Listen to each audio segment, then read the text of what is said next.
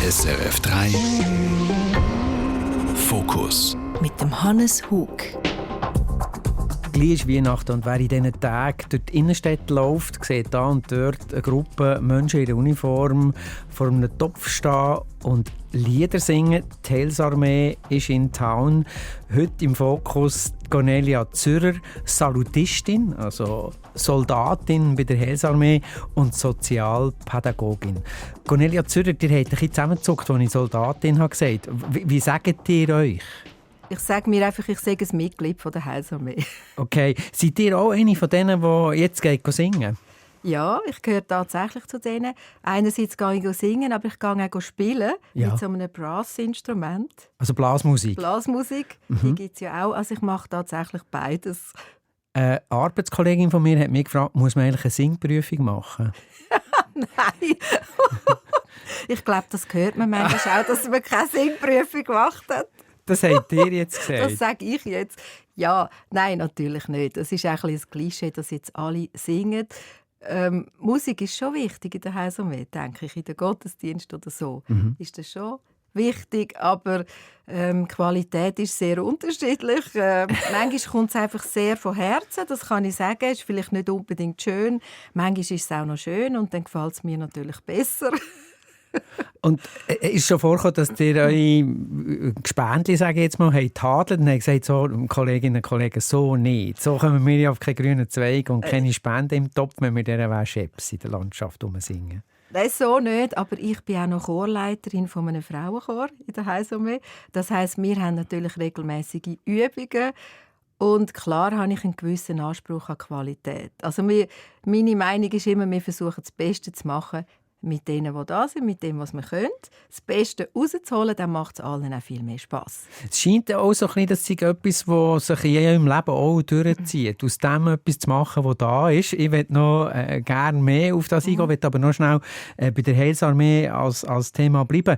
Ich habe jetzt gedacht, ihr kommt in der Uniform, ihr habt aber einen Plüschpulli an und ein Halstuch, rot gefärbte Haare und eine runde Hornbrille. Also es ist nicht das, was ich mir jetzt erwarten würde unter einer Person, unter einer Frau, die in der Heilsarmee ist. Wie kommt das? Ja, also in meiner Freizeit laufe ich ja ganz normal umeinander. Ich entspreche wahrscheinlich äußerlich tatsächlich nicht ganz dem Klischee, das die meisten Leute haben von jemandem, der bei der Heilsarmee ist. Beim Arbeiten habe ich sagen dem die Arbeitsuniform an. Das sind Jeans und ein T-Shirt, wo Heilsarmee draufsteht. Oder eine Jacke von der Heilsarmee, einfach so, dass wir angeschrieben sind. Finde ich sehr hilfreich. Ihr habt ja gesagt, bei der Arbeit, ihr seid Sozialpädagogin, ihr seid eine von 3 Personen, die das Rahab-Café leitet. Das ist die Sozialarbeit von der Heilsarmee im Zürcher Kreis 4, mitten im Rotlichtbezirk. Ihr macht das seit 25 Jahren. Letzte Nacht seid ihr unterwegs gewesen. Immer eine Nacht in der Woche seid ihr unterwegs im Milieu und habt wie viele Päckchen verteilt? 300. 300 Päckchen? 300 Päckchen haben wir verteilt, ja. Gehen wir doch in so eine Nacht. Wenn ihr jetzt letzte Nacht unterwegs war, wie fängt das an? Was passiert da? Letzte Nacht war jetzt ein bisschen speziell wegen der Päckchen. Normalerweise ist es so, dass wir am Dienstag zur Nacht das Nachtcafé offen haben. Vom Nacht um 11 Uhr bis am Morgen um 4 Uhr, wo die Sexarbeiterinnen reinkommen können Pause machen. Sie kommen für die Beziehung, zum Reden. Sie kommen aber wirklich auch, weil sie Hunger haben, zum Essen, Trinken, manchmal für Informationen. Und dann ist es so, dass wir um 9:30 anfangen bereit machen. Wir kommen Sachen über von Bäckereien, wo wir tolle Freiwillige haben, die das immer abholen. Das wären Lebensmittel, die man fortrühren will. Und so können wir etwas zu Food Waste, also Verhinderung, beitragen und dürfen das entgegennehmen und gratis weiterverteilen. Dann richten wir unser Nachtcafé ein. Das ist eigentlich ein Büro im Wohnheim der Heilsarmee. Es ist ein ganz kleiner Raum, wo wir umfunktionieren in ein Café, alles vorbereiten und nachher gehen aber 2 von uns auf Gas. Also wir machen aufsuchende Sozialarbeit. Wir gehen die Sexarbeitenden auf der Straße besuchen. Wir laufen im Kreis 4 umeinander. Manchmal gehen wir auch in Liegenschaften rein. Viele kennen uns natürlich. Und schauen einfach, wie geht es ihnen, was ist los, was brauchen sie. Und das folgt immer so etwa den gleichen Rhythmen oder ist das je nachdem, was gerade anfällt? Ja, häufig schon. Man hat natürlich so seine Gewohnheiten, wo man zuerst durchläuft, wo man nachher rankommt. Manchmal versuchen wir das auch wieder ein bisschen zu ändern. Ja, das macht auch Sinn. Warum? Weil dann trifft man manchmal plötzlich wieder andere, wenn man immer genau die gleiche Runde läuft, immer so in den Gewohnheiten drin ist man manchmal ja ein bisschen festgefahren. Und so dann Tunnelblick. ja, es tut total gut, das eben auch wieder mal zu ändern und zu sagen, heute machen wir es jetzt so, heute fangen wir dort zuerst an, heute gehen wir zuerst zu denen und schauen, was dort los ist. 25 Jahre, das ist eine sehr lange Zeit. Ihr seid jetzt 57, also das ist ein bisschen weniger als die Hälfte von eurem Leben, wo ihr das macht. Das ist noch schwer in Worte zu fassen, auch, was da passiert mit einem. Oder anders gefragt, wie hat sich das verändert für euch, wo ihr das angefangen habt zu machen, zu jetzt, auch was ihr seht? Ja, es hat sich natürlich sehr vieles verändert. Einerseits im Sexgewerbe hat sich sehr viel verändert. Als wir angefangen haben, hat es noch einige Schweizerinnen gehabt, so mit einer gewissen Berufsehre, wo so Persönlichkeiten, die genau gesagt haben, das biete ich an, das biete ich nicht an, das ist der Mindestpreis. Und es hat auch gewisse Absprachen gegeben, zum Beispiel untereinander. Oder es war zum Beispiel auch total klar, das ist mein Revier, das ist deine Strasse, kommen wir ja nicht ins Gehege. So ist das noch so ein bisschen gelaufen. Es war auch noch klassisch mit den Zuhältern, die auf der Straße gestanden sind, zum Teil aus dem Bereich der Hells Angels oder so, oder andere. Es war sehr klar, wie die markieren da die Straße, die andere die Straße und die Straße. Das hat sich total verändert. Und wie war denn das für euch, um dort anzufangen? Ihr habt vorher einen Jugendtreff geleitet in Zürich, im GZ Heuried, und seid dann bei der Heilsarmee eingestiegen mit dem. Genau. Seid aber von Haus aus, von Familie aus, schon mit der Heilsarmee in Berührung gekommen. Eure Eltern waren beide Mitglieder bei der Heilsarmee. Vielleicht reden wir dann nachher noch ein bisschen über das. Aber wie war denn das für euch, in so ein Milieu hineinzukommen, wo ich wage jetzt zu behaupten, das ihr vorher so nicht kennt, oder? Ja, am Anfang war alles neu. Also, ich hatte nicht viel Ahnung von diesem Bereich. Es war jetzt nicht so, dass ich immer gefunden habe, ich habe jetzt eine Berufung, um im Rotlichtmilieu zu arbeiten. Ich bin angefragt worden, um die Arbeit aufzubauen.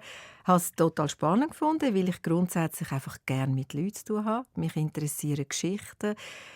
Ich finde es sehr spannend, mit Leuten zu arbeiten, die einen Migrationshintergrund haben, die einfach aus völlig anderen Kulturen und Ländern und Situationen kommen. Ich bin gewundert. Aber am Anfang war alles völlig neu. Zuerst bin ich mal ein bisschen sondieren, was gibt es schon, wer macht schon etwas, was macht Sinn. Und so haben wir uns dafür entschieden, im Kreis 4 und im Niederdorf.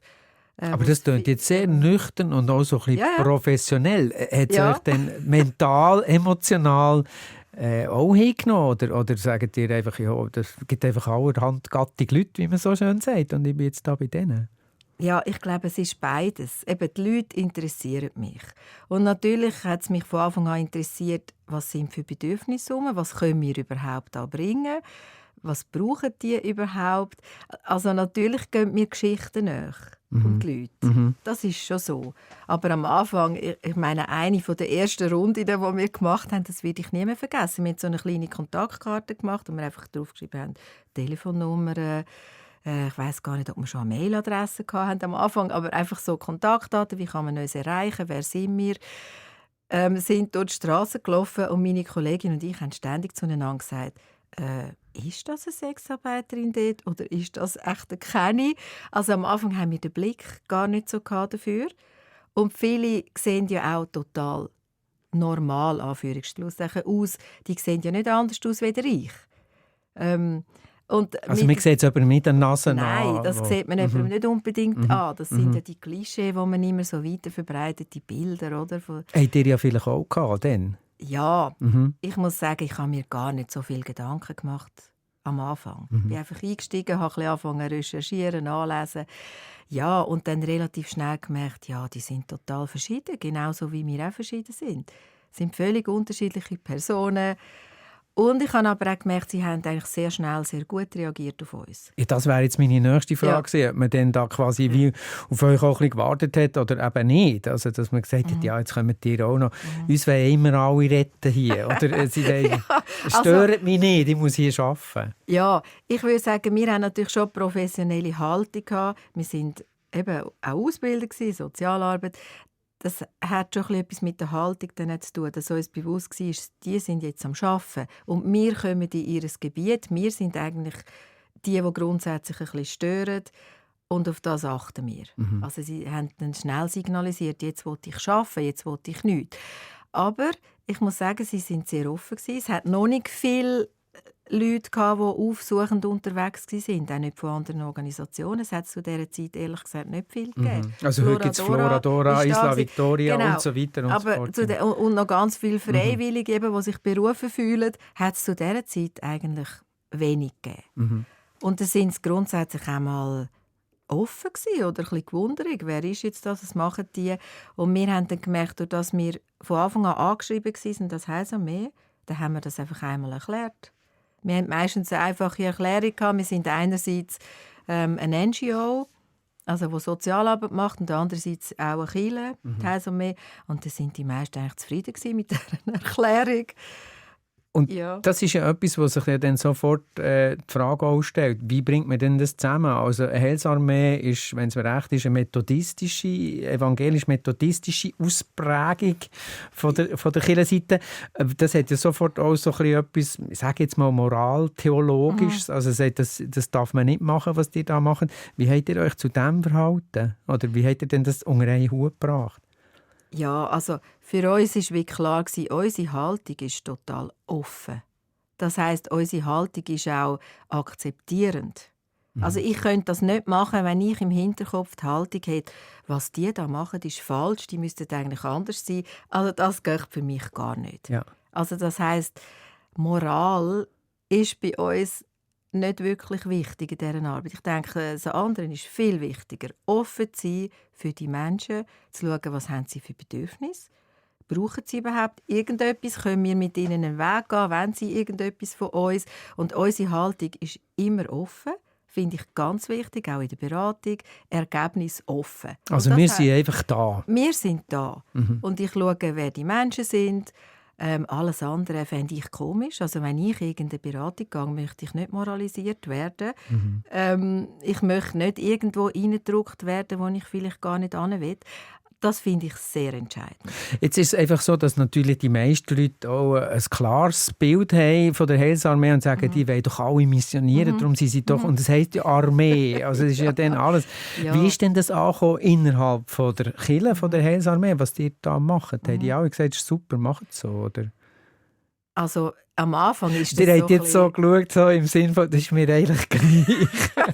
Ja, gut, ich bin ja angefragt worden. Ja. Also unsere Vorgesetzten, das sind die Regionalleiter von der Region Ost, wo die Kirchen dazugehören und gewisse sozialdiakonische Arbeiten, die haben das wollen, die haben das gesehen, sie haben sich nicht so viel vorgestellt und haben einfach gefunden, machen wir mal.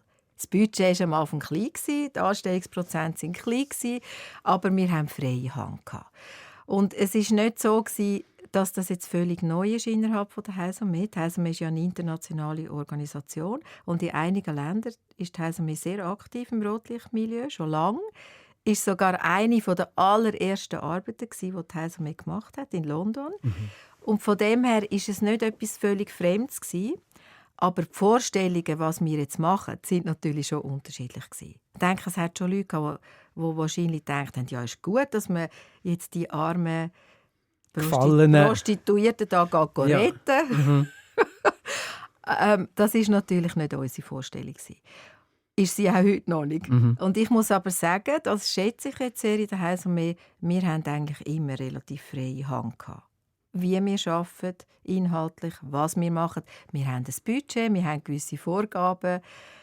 Aber wie wir unsere Arbeit gestalten, von der Haltung her, ist immer sehr frei gewesen. Sonst wäre ich, glaube nicht 25 Jahre. Ja, ich habe jetzt auch den Eindruck, so zwischen den Zielen würde man, glaube ja. Gehen wir nochmal zurück wieder auf die Gas, also in die letzte Nacht, beziehungsweise eben in die 25 Jahre, jede Woche einmal so eine Nacht machen. Ihr habt am Anfang gesagt, es hat sich total verändert. Wir reden jetzt hier vom Zürcher Kreis 4. Das ist sicher der bekannteste Brennpunkt im Rotlichtmilieu in der ganzen Schweiz. Was hat sich denn genau verändert? Ja, einerseits eben hat sich das Quartier total verändert. Am Anfang hat es extrem viele so Kleinstsalons gegeben, Häuser, wo Sexarbeiterinnen drin waren, so kleine Salons, wo sie auch noch so ein bisschen aus dem Schaufenster rausgeschaut haben. Total verteilt über den ganzen Kreis 4. Es hat sehr viele Liegenschaften gegeben, so kleine Wohnungen, die es miteinander geschafft haben. Und im Laufe der Zeit hat mir das Quartier, wie soll ich sagen, es ist darum gegangen, das Quartier aufzuwerten. Gentrifizierung hat angefangen, das Projekt Langstrasse Plus. Das Quartier war natürlich auch belastet durch Drogenhandel, Drogenkonsumierende, durch verschiedenste Sachen. Also ein sozialer Brennpunkt in jeder Beziehung. Genau. Eigentlich, ja. Und man hat das angefangen aufzuwerten. Das heisst natürlich auch, ganz viele Liegenschaften sind renoviert worden, sind abgerissen worden, sind neu gebaut worden. Die Leute, die vor 25 Jahren dort gewohnt haben, können sich das Quartier nicht mehr leisten. Ich denke, das sind ja viele die das all die Jahre ertragen haben, Leute mit Migrationshintergrund, weil das auch noch günstig war in gewissen Zeiten. Die haben vieles mitgemacht und ertragen und nachher hat man sie eigentlich... jetzt können die Leute sich das Quartier nicht mehr leisten. Also es ist unerschwinglich geworden? Ja, das ist unerschwinglich geworden. Die hat man auch vertrieben. Und auf der anderen Seite... hat man natürlich auch das Rotlichtmilieu draussen haben, Drogenhandel.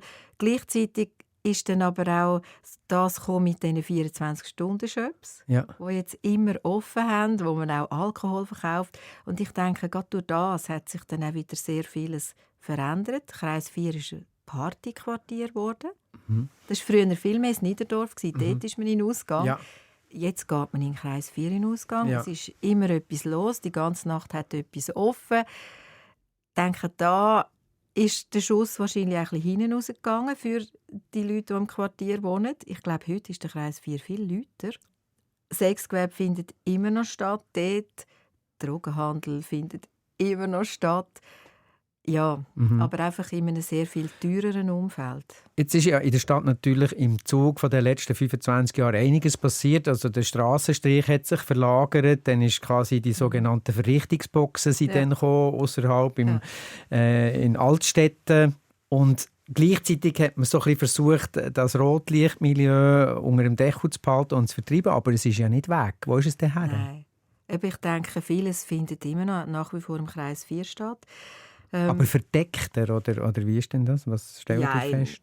Ja, also früher hat es noch die Cabaret gehabt, ganz viele Cabarets, wo Frauen eigentlich als Tänzerinnen gearbeitet haben.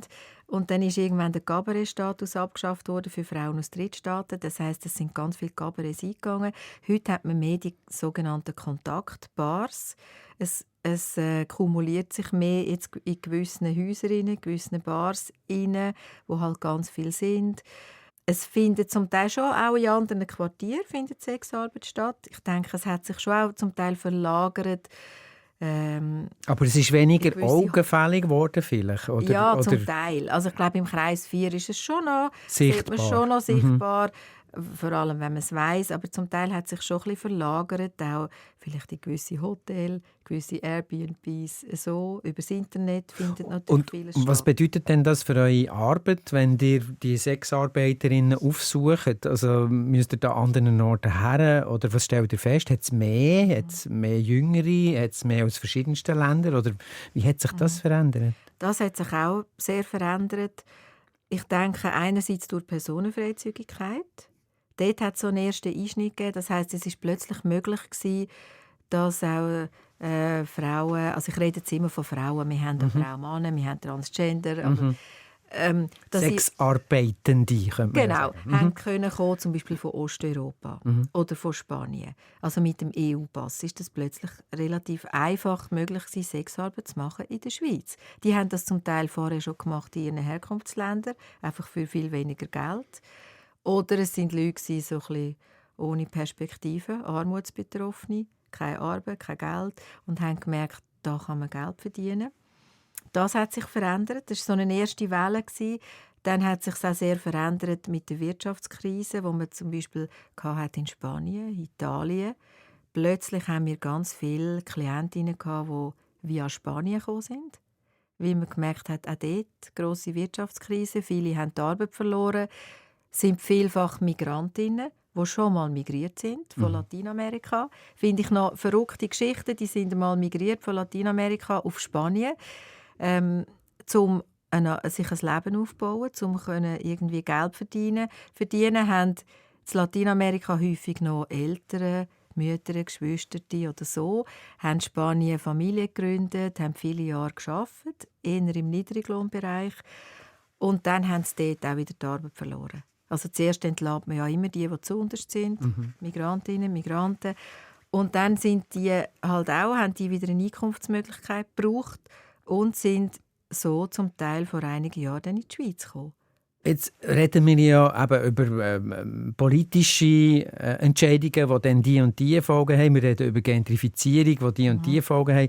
Das sind ja alles auch ein bisschen technische Begriffe. Ihr seid ja sehr nahe bei den Menschen. Wie geht es denn euch, wenn ihr sehr oft vermutlich auch die schiere Not seht?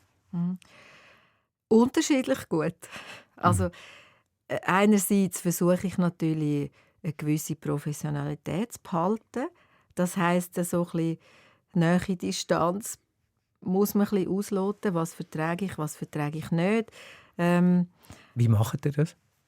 Ja, das hat sicher auch etwas mit Erfahrung zu tun. Also wenn ich so verschmilze mit der Geschichte, dass es mir dermassen nahe geht, dann kann ich wie nicht mehr denken. Dann bin ich auch nicht hilfreich. Also ich muss immer noch einen Schritt zurücktreten. Mitgefühl finde ich total wichtig, aber nicht Mitleid. Das ist wie so eine Grenze. Oder? Dann fange ich an, Jesus, die Arme, das ist ja furchtbar. Also dann bin ich nicht hilfreich für eine Person. Die muss spüren, ich halte das aus, was sie mir erzählt. Für das bin ich da, dass ich aushalte. Mitgefühl finde ich total wichtig.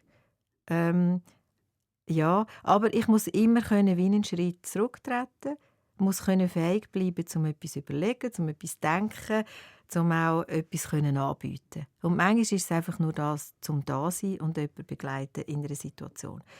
Ist aber auch, manchmal ist es effektiv so, dass es uns sehr nahe geht, gewisse Schicksale, gewisse Geschichten. Und dann muss man wie merken, also wie können wir mit dem umgehen. Indem wir zum Beispiel im Team über das austauschen, das hilft. Humor hilft immer. Manchmal ist es eine Supervision, eine Fachberatung. Manchmal ist es einfach eine gute Psychohygiene, ist sicher wichtig. Ausgleich. Ausgleich ist sicher wichtig, ja. Ich frage das auch, weil Prostitution ist ja etwas, das gibt es ja nicht. Ja.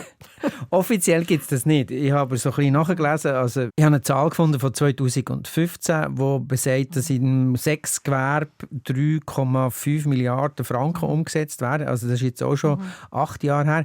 Das ist ein ordentlicher Betrag für etwas, was es nicht gibt. Und der ist so einerseits oft auch die Haltung, das sind eigentlich alles Opfer, die muss man eigentlich alle retten vor sich selber.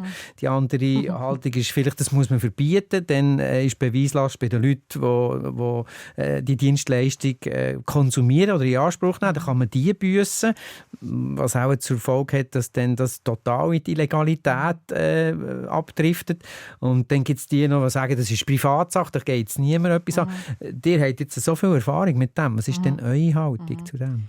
Meine Haltung ist relativ pragmatisch, würde ich sagen. Es ist wie so häufig...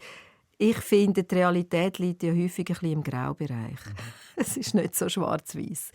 Man hört so ein bisschen die Extrempole. Einerseits sind alles arme Opfer von Menschenhandel, wo kein Selbstbestimmungsrecht haben. Auf der anderen Seite sind selbstständige Sexarbeiterinnen, da muss man das Recht stärken.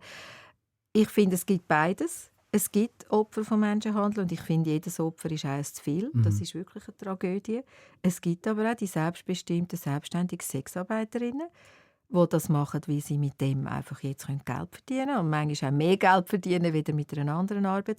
Und dann gibt es ganz viel dazwischen, die das machen aus wirtschaftlichen Gründen. Gibt es natürlich ganz viel, die finden, im Moment ist das die beste Option, die ich habe. Die hätten manchmal auch gerne andere Optionen.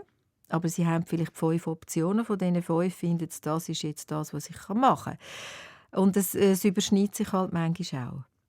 Und da gehört es dazu, halt auch ein bisschen gut anzuschauen. Es gibt natürlich auch die, also je schlechter das Geschäft läuft, das kann ich jetzt sagen aus 25 Jahren Erfahrung, desto mehr kommen auch in unsere Beratung und sagen, ich möchte etwas anderes machen. Und das ist etwas, was dir Unterstützung gibt, wird aber sehr oft auch nicht ganz einfach sein. Also ich stelle mir jetzt das einfach vor, umgesetzt, jemand, der sich prostituiert mehrere Jahre, was schreibt denn die Person in ihren Lebenslauf? Ja, eben, das ist eine sehr gute Frage. Ich würde mir wünschen, dass man wie das offenlegen kann und sagen, das habe ich gemacht, das ist wie anerkannt als eine Arbeit, die ich gemacht habe.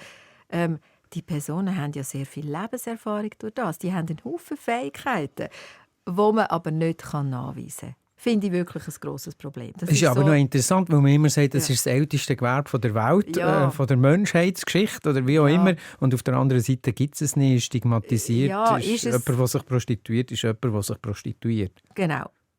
Das ist so die Doppelmoral, die ich schwierig finde und wo natürlich die Sexarbeiterinnen selber sagen, auf gar keinen Fall da reinschreiben. Würden auch alle auf einer Berufsberatung sagen. Ist es so? Also da muss man ein bisschen fantasievoll sein und schauen, kann man vielleicht sonst etwas nachweisen? Hat sie vielleicht zwischen ihnen im Herkunftsland etwas geschafft oder irgendeine Familie noch betreut oder irgend so etwas gemacht, wo man nachweisen kann. Aber es ist nicht ganz einfach. Also man muss immer wieder ein bisschen fantasievoll sein und schauen, was können wir vielleicht gleich irgendwie nachweisen oder wie kann man jemandem eine Qualifikation geben. Also in der Schweiz ist es halt so, man braucht für alles Papier, Jawohl. Man braucht Diplom, man braucht Referenzen, man braucht Papier. Das ist in vielen anderen Ländern auch anders. Also zum Teil haben die viele Jahre etwas geschafft, sie haben noch immer geschafft, aber dort gibt es kein Arbeitszeugnis. Ja. Gibt es einfach nicht. Kein Nachweis für die Tätigkeit. Es gibt keinen Nachweis, das ist dort gar nicht so wichtig. Und dann muss man schauen, wie kann man das gleich irgendwie nutzbar machen. Und es braucht halt manchmal auch ein bisschen Glück, um irgendwo mal den Fuß reinsetzen, einen Anfang machen. Das heisst, wir sind auch angewiesen auf Firmen, die jemandem mal eine Chance geben. Ich stelle mir das auch noch schwierig vor, je älter man wird, desto schwieriger wird es, sich umzuschulen. Wie weniger andere Erfahrungen man hat gemacht, desto schwieriger wird es, sich umzuschulen. Der Strukturwandel in der Arbeitswelt beschleunigt das. Also viele Jobs, die man vielleicht noch hätte machen können vor 10 Jahren, gibt es nicht mehr. Gleichzeitig gibt es irgendwie mehr junge Frauen, die in das Gewerbe drängen, weil die ja auch mehr gefragt sind. Das kommt ja dann auch dazu. Also es ist eine nicht einfache Situation. Wie kommt man denn aus dem raus? Oder wie geht ihr um mit dem, dass man es halt einfach muss wie nehmen, wie es kommt? Ja, also das ist schon so. Gerade für Ältere, wir haben einige ältere Sexarbeiterinnen, die das vielleicht sehr lange Zeit gemacht haben und die gesagt haben, lange Zeit hat es sich auch gelohnt in dem Sinn. Sie zahlen den Preis dafür. Das ist wirklich so, körperlich und psychisch. Aber viele haben gesagt, solange sich das lohnt. Und jetzt lohnt es sich nicht mehr, sie verdienen nichts mehr. Oder? Dann kommt die Existenzangst, dann wird es schwierig. Und ich denke, unser Umgang damit ist halt ein realitätsbezogener. Also ich finde, das ist eine Gratwanderung.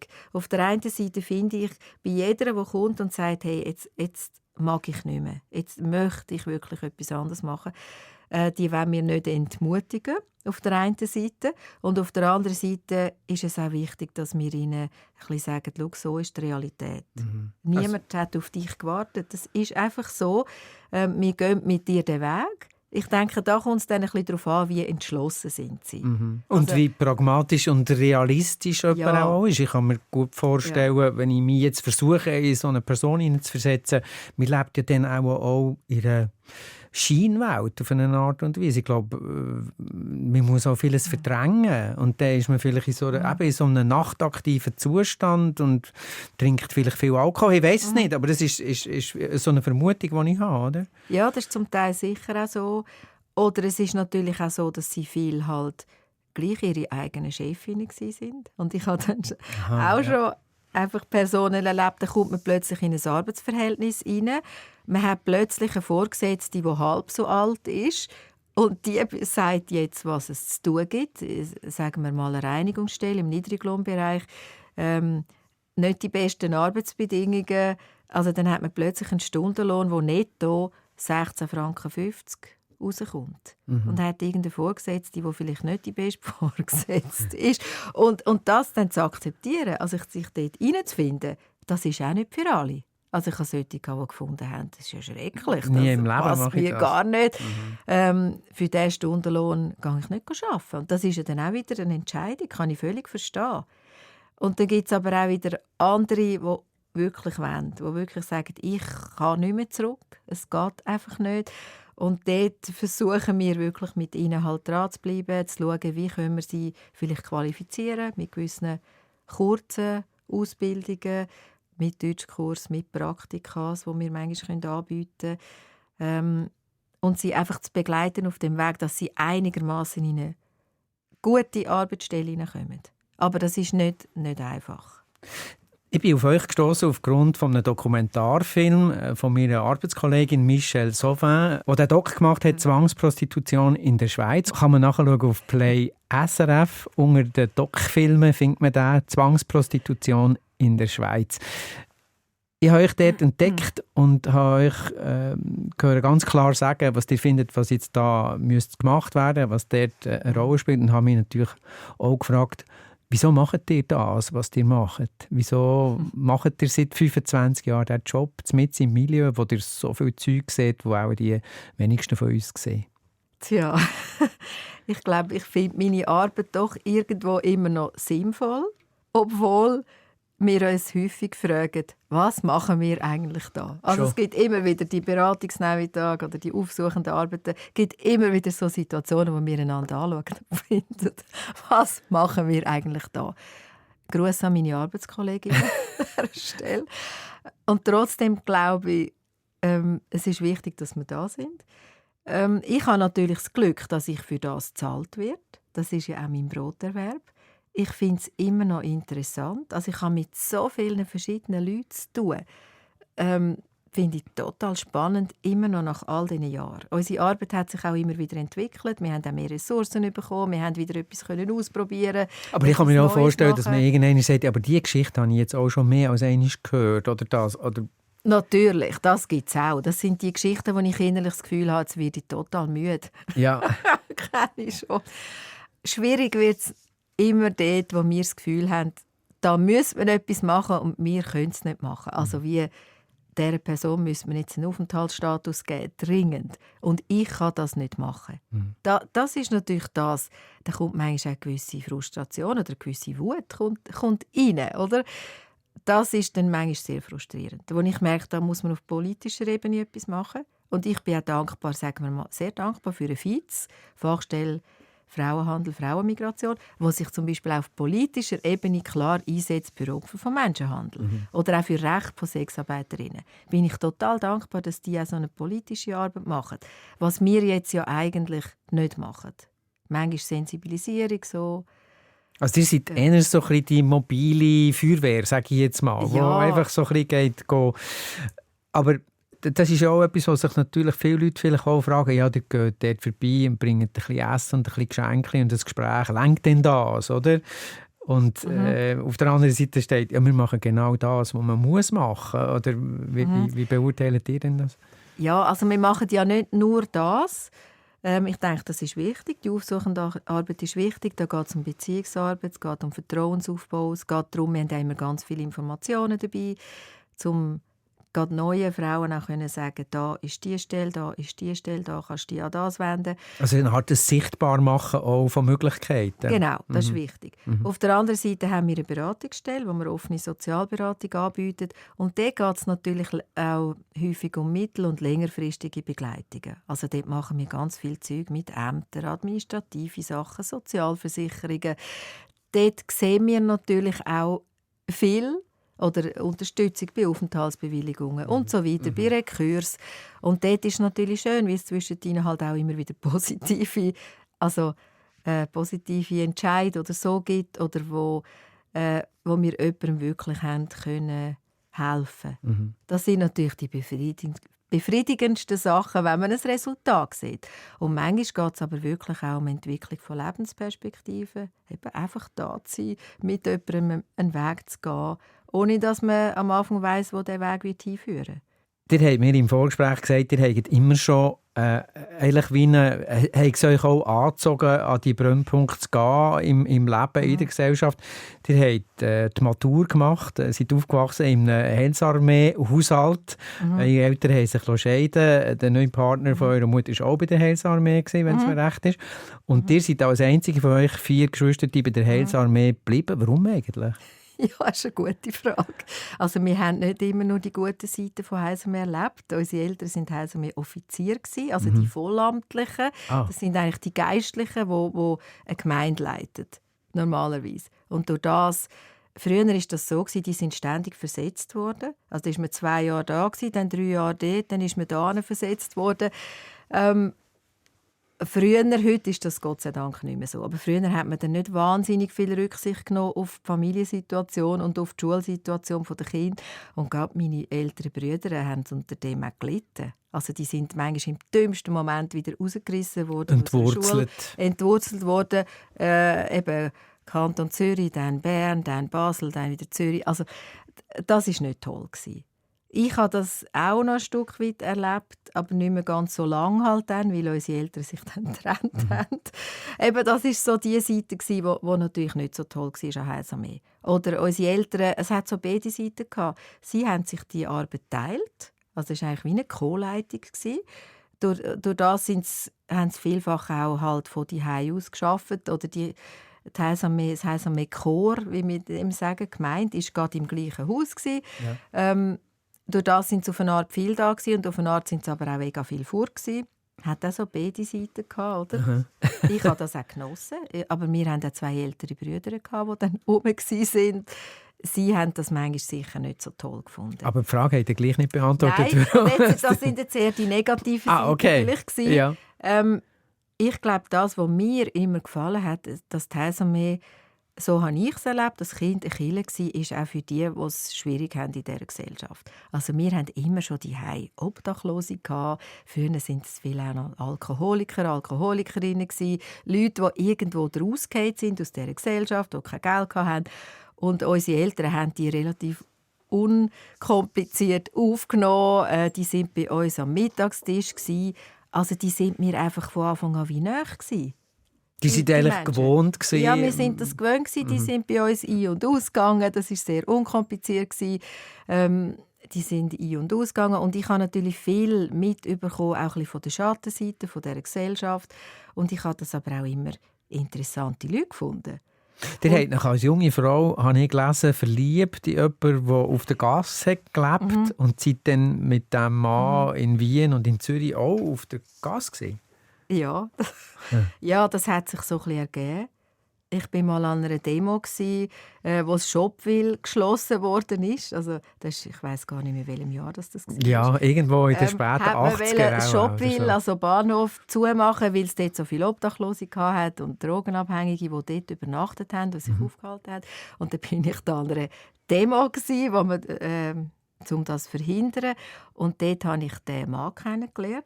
Das hat sich so ergeben. Also auf der einen Seite sind da wir Demonstrantinnen und Demonstranten gewesen, und auf der anderen Seite sind die Betroffenen gewesen. Und irgendwann habe ich gefunden, das ist auch ein bisschen typisch, oder? Wir stehen dort hin, sie sind dort, und bin irgendwie dort rüber zu denen. Und habe dann irgendwie den Mann dort kennengelernt. Der war von Wien, war obdachlos und ist gestrandet in Zürich. Ja, dann hat sich das so ein bisschen entwickelt. Und ich weiss auch nicht mehr, was der Ausschlag gegeben hat, aber irgendwann habe ich gefunden, und jetzt gehe ich einmal zu denen, die hier leben, in dem Shopville, und habe einfach einen Schlafsack geholt und habe mit denen dort übernachtet und bin mit denen dort gewesen. Das war eine interessante Erfahrung, die werde ich nie mehr vergessen. Und ist denn das einfach pure Liebe, die dem Mann nahe sein, oder ist es irgendwie auch einfach wie, ich muss wissen, was das ist? Oder was ich glaube, es war wirklich ein bisschen das gewesen, es hat mir schon ein bisschen den Ärmel reingenommen mit diesen anderen Leuten. Ich habe ganz viele Geschichten gehört, auch von jungen Drogenabhängigen. Ich war sicher auch ein bisschen naiv auf eine Art vielleicht, aber es hat mich einfach immer interessiert, wie leben die Leute? Was heisst das? Da habe ich dort ein Weile mitgelebt, und er war ja von Österreich, er ist immer wieder zurückgeschafft worden.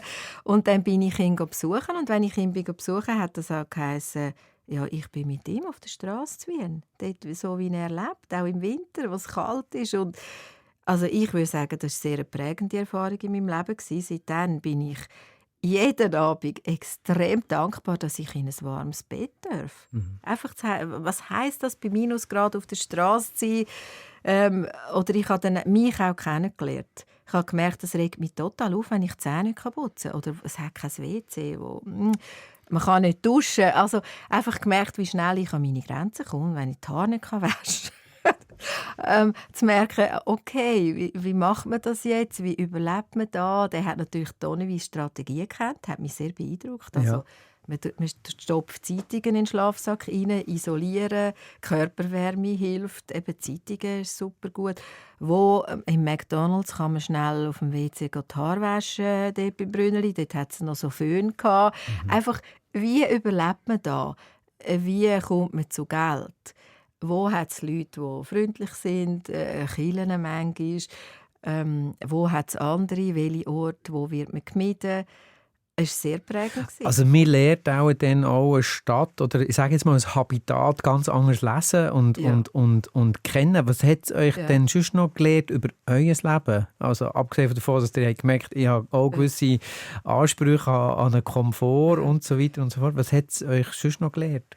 Ja, es hat mich gelehrt, wie schnell dass man auf der anderen Seite ist. Das ist so fließend, der Übergang. Also heute bin ich da, morgen könnte ich auf der anderen Seite sein. Zum Beispiel, gerade jetzt im Shopwil. Also, sobald ich identifiziert war als eine, die zu denen gehört, wird man ganz anders behandelt. Das werde ich auch nie mehr vergessen. Ich meine, dann sind sie am Morgen gekommen und haben da geshootet mit ihren Stiefeln, aufstehen. Oder ich bin weggewiesen worden. Das ist das erste Mal in meinem Leben, wo ich ständig kontrolliert wurde. Ausweiskontrolle von der Polizei. Man darf da nicht sitzen, nicht hängen. Also ich meine, wenn ich vorher als junge Frau noch immer gesessen bin auf dem Bänkchen, dann bin ich nie kontrolliert worden. Also so schnell wird das gewechselt und man wird anders behandelt. Und mich hat es natürlich schon auch gelehrt, jetzt gerade in meinem Beruf, mich immer zu fragen, wie würde ich gerne behandelt werden, wenn ich auf der anderen Seite sitze. Ich meine, das gelingt mir lange nicht immer. Ich mache es lange nicht immer gut. Aber es hat mir gezeigt, wer ist noch wertschätzend mit mir, also wie werde ich gerne behandelt, egal wer ich jetzt bin, wo ich übernachte. Wie würde ich gerne behandelt werden? Wie kann ich die anderen so behandeln? Ihr habt, nach der Matur seid ihr in einer Fabrik gearbeitet, am Fließband. Was war denn das für eine Idee? Das sind ja alles so Geschichten, wo man denkt, was macht Frau Zürcher? Ich habe Verschiedenstes noch gemacht, aber das war eines von dem. Ich habe mich schon angemeldet bei der Schule für soziale Arbeit, hat das zu dieser Zeit geheissen. Und dort hat man nebst einem Sozialpraktikum, man musste in der Wirtschaft gearbeitet haben, ein halbes Jahr. Aber da hättet ihr auch in Service arbeiten. Ja, zum Beispiel. Und zu dieser Zeit hat es tonnenweise Jobs in diesem Bereich, in dem Niedriglohnbereich, Fabrik. Ich habe das Tagblatt aufgeschlagen, ich habe die Augen zugemacht, habe mit der Hand gekreist und habe einfach getippt auf etwas. Und das war eine Grossbuchbinderei in der Stadt Zürich. Ich habe gefunden, gut, da gehe ich mich jetzt bewerben. Und habe ursprünglich eigentlich nur ein halbes Jahr bleiben. Und auch dort, es war hochspannend. Ich meine, die Arbeit war tatsächlich Fliessband, ein grosser Teil. Also immer das Gleiche? Immer das Gleiche. Es hat noch eine andere Abteilung, wo ich auch zwischendrin gearbeitet habe, wo es noch ein paar Posten hatte, die noch ein bisschen verschieden waren. Es war immer das Gleiche. Aber das Interessante waren die Menschen. Also dort habe ich so spannende Leute kennengelernt. Ganz viele Migrantinnen, Migranten, viele Frauen. Die Hauptsprache war eigentlich Spanisch, Italienisch. Und weil ich recht gut Italienisch konnte, bin ich dort auch gut reingekommen. Aber auch Leute von Brasilien, von China, also von überall her, von Ex-Jugoslawien, die dort gearbeitet haben. Und die Leute habe ich so interessant gefunden. Also da hat es Geschichten von Frauen, die Familie hatten, wo der Mann ebenfalls in dieser Fabrik gearbeitet hat, wo am Morgen, bevor sie kamen, sind, am 7. hat die Arbeit angefangen, wo am Morgen noch die Zeitung verteilen, damit es gelangt hat, oder noch putzen nachher. Einfach Geschichten. Und ich also 1, 2, 3 Jobs. Zum Durchkommen. Aber auch total einfach spannende Leute. Oder die eine war eine Anwältin von Brasilien, sehr gut ausgebildet, aber ihr Anwaltspatent ist da einfach nichts wert, oder? Dann hat sie dort am Fließband müssen Ja, arbeiten. wo einfach einmal gearbeitet hat. Also es war sehr interessant, die Menschen haben mich interessiert. Und natürlich bin ich auch so ein bisschen reingekommen in die ganze Geschichte von Lohnungleichheit zwischen Mann und Frau, Sexismus, Rassismus. Also, ja. Es hat euch politisiert. Ja, das hat mich politisiert. Könnte man schon, und auch sensibilisiert auf das. Hat euch das dann eher bestärkt, den Weg zu gehen zur Sozialpädagogin, Sozialarbeiterin? Oder vielleicht sogar andersrum und sagen, nein, muss ich jetzt mal machen, aber es nützt vielleicht gar nicht so viel? Ja, also es ist wirklich so, dass ich dann so ein bisschen in dieser Arbeiterinnenphase war. Nein, und eigentlich gedacht habe, ich weiss gar nicht, ob ich das noch machen will. Ich finde es eigentlich viel interessanter, mit den Leuten zu arbeiten, wieder so am längeren Hebel zu sitzen. Also, ich meine, das hat ja immer ein Gefälle. Das ist einfach so. Das hat immer ein Machtgefälle, wenn ich als Sozialarbeitende irgendwo auf einer Stelle bin und die anderen kommen dann quasi so als Bittstellende. Das ist immer ein Gefälle. Also die Augenhöhe, die viel zitierte, ist da nicht unbedingt gegeben? Nein, nicht unbedingt. Und in dieser Fabrik ist es natürlich auf eine Art, bin ich auch in einer Luxusposition gewesen, ganz klar, weil ich gewusst, also wenn es mir nicht passt, dann kann ich einfach wieder kündigen. Genau. Und die Leute da können das nicht. Und trotzdem sind wir wenigstens miteinander in der gleichen Arbeit gewesen. Das war schon einmal etwas anderes. Ist das so ein Gefühl von fast ein bisschen schlechtem Gewissen? Oder, ich sage jetzt mal, ganz zugespitzt, eine Art Sozialpornografie? Also, dass man dann quasi ein bisschen in die Fabrik geht, arbeiten, damit man spürt, wie es den anderen geht? Ich glaube, so weit habe ich gar nicht gedacht. So weit habe ich dort gar nicht gedacht. Aber ich habe natürlich viel gelernt. Ich habe wirklich viel gelernt. Und habe gelernt, was macht das mit einem, wenn man an einem Fliessband arbeitet, von morgen bis am Abend. Immer die gleiche Handbewegung. Was macht man dann mit seinem Kopf zum Beispiel? Und ich habe wie für mich gelernt, ich kann, glaube ich, an vielen Orten arbeiten, solange es andere Leute herum hat, die ich interessant finde. Also die Arbeit, mir hat das jetzt nicht so Mühe gemacht. Das klingt jetzt vielleicht komisch. Aber mein Kopf war frei. Oder zum Beispiel in dieser Zeit vom Fliessband. Ich meine, nach 2 Tagen beherrscht man das Fliessband. Am Anfang ist das purer Stress. Wie beim Charlie Chaplin, genau, Modern Times. Genau. Absolut, der Stress. Und irgendwann kam es. Und dann ist man drin, ist im Rhythmus drin. Und der Kopf ist aber frei. Und dann habe ich mir halt meine Sachen ausgedacht in meinem Kopf. Oder? Manchmal habe ich da irgendein Buch nebendran gehabt und dachte, jetzt lese ich noch ein bisschen. Oder einfach so, wie kann ich mich beschäftigen. Und habe wie für mich gemerkt, ich kann auch so eine Arbeit machen. Eben, wenn ich nebendran wie noch Leute habe. Ich glaube, das war bei mir so ein bisschen Bedingung. Was für mich auch durchschimmert, ist, dass ihr offenbar ein Mensch seid, der sich gerne auf etwas einlässt, wo man nicht genau weiss, was jetzt dabei rauskommt. Ja, eigentlich schon. Ja. Aber abenteuerlustig irgendwie auch. Ist das immer schon so gewesen? Ja, in dieser Richtung vielleicht schon. In anderen Seiten habe ich manchmal das Gefühl, ich bin total langweilig geworden. Aber ich glaube, so Situationen haben mich schon immer einfach interessiert und herausgefordert. Ja. Aber was denn genau? Weil ich sage das jetzt extra. Also man hat jetzt quasi das Fließband in der Fabrik, man hat das Leben auf der Gasse, man hat das Leben im Rotlicht. Das sind ja alles sogenannte Randgruppen oder nicht im Zentrum von der Normalität stehend, oder wie man auch dem immer sagen will. Was hat euch denn angezogen an diesen Orten, an diesen, in diesen Milieus? Oder an diesen Milieus? Also die Leute sicher, Grenzerfahrungen. Also ich habe mal ein Jahr in einer heilpädagogischen Schule zum Beispiel noch geschafft, habe in einer Wäscherei noch geschafft. Ein bisschen Grenzsituationen. Zu schauen, eben, was sind das für Menschen, was haben wir eigentlich in was für eine Gesellschaft leben wir da, wie könnte man das vielleicht auch ein bisschen ausgleichen, was könnte man da anders machen, wo gehöre ich eigentlich an. Ich habe mich an diesen Orten immer viel mehr gesehen, als sagen wir jetzt mal auf einer Bank oder so. Ich hätte eben nicht erwartet, dass das jemand erzählt, der bei der Heilsarmee ist. Okay. Das ist aber auch eine Klischee-Vorstellung. Okay. Mein Eindruck war, jemand bei der Heilsarmee ist einfach jemand Braves, der das Wort Gottes verkündet und ein bisschen die Armut lindert. Das ist jetzt wirklich sehr, aber so. Ja, gut. Die Leute gibt es natürlich auch.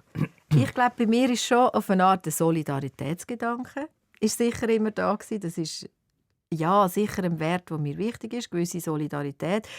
Ob ich es dann immer so gelebt habe, ist eine andere Frage. Aber das würde ich jetzt schon sagen, ist für mich ein wichtiger Wert. Irgendwo etwas zu teilen. Oder es geht ja manchmal auch um Recht. Zu schauen, wie kann man dann anderen Leuten zu ihrem Recht verhelfen. Oder wie könnte man ausgleichen in dieser Gesellschaft. Es kann doch nicht sein, dass ein paar wenige dermassen viel verdienen, während andere Working Poor sind, die 100% arbeiten und einfach nichts haben. Nicht einmal ihr Leben, ihren Lebensunterhalt decken können. Das kann doch nicht sein. Oder so etwas hat mich natürlich auch immer aufgeregt.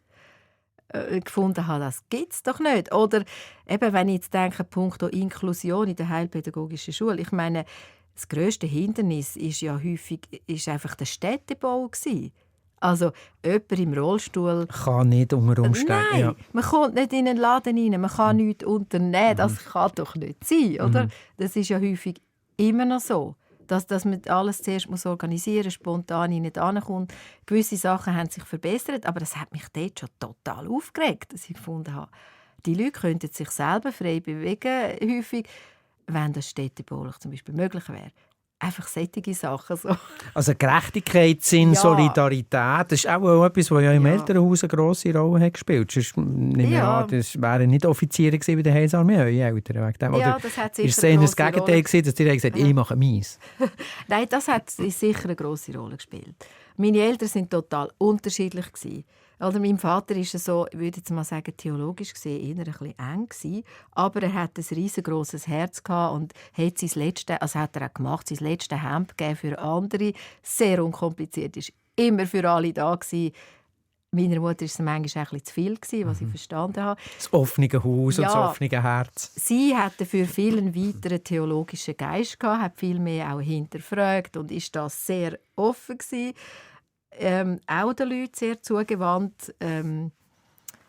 Ja, und das hat mich sicher schon geprägt. Ja. Der hat noch in einem Interview gesagt, wir sind ein schräger Verein, man muss sich dazu berufen fühlen. Ich bin eben auch etwas schräg. Ja. Ich merke auch, dass das jetzt nicht einfach Koketterie war.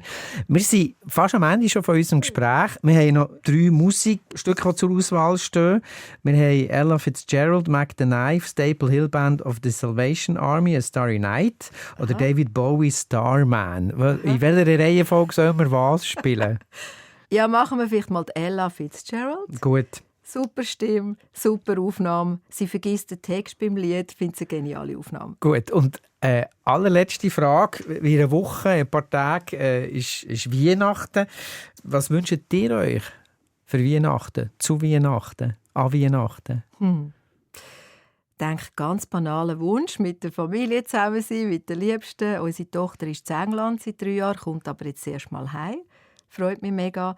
Auf der anderen Seite wünschte ich mir natürlich ein bisschen friedlichere, gerechtere Welt, wo alle Leute leben können und eine Lebensgrundlage haben. Auch gerade die, eben, die wir begleiten im Rotlichtmilieu, aber auch Flüchtlinge, alle anderen.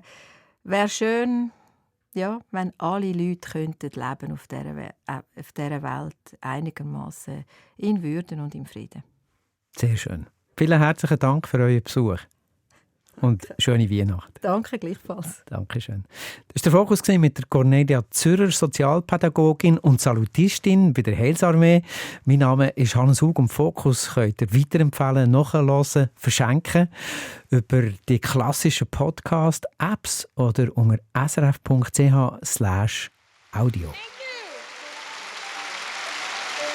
Thank you, ladies and gentlemen. Thank you. We'd like to do something for you now. We haven't heard a girl sing it. And since it's so popular, we'd like to try and do it for you. We hope we remember all the words. Oh, the shark has pearly teeth, dear. And he shows them pearly white. Just a jackknife has McHeath, dear, and he keeps it out of sight.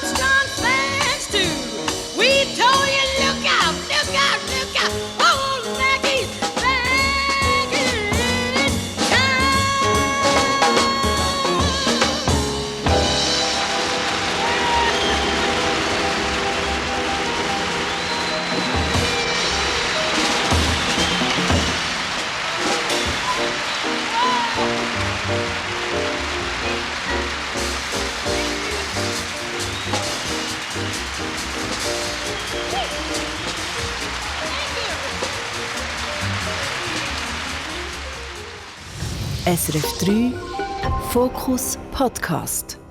Alle Tags auf srf.ch/audio.